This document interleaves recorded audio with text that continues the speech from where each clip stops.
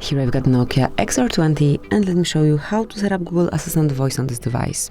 So let me show you how to teach your Google Assistant your voice. So at first let's open the settings, go to Google then, now mark settings for Google apps and pick search assistant and voice. Go to Google Assistant then, and here at the top of the list you will notice a voice match. So if you'd like to teach your assistant to recognize your voice, just mark it and then read the sentences.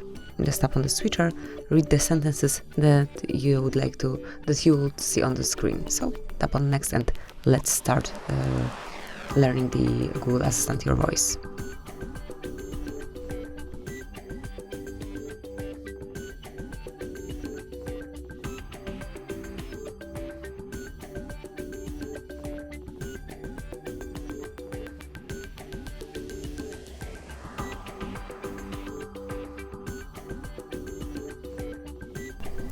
Okay Google. Okay Google. Okay Google. Okay Google. Hey Google. Hey Google.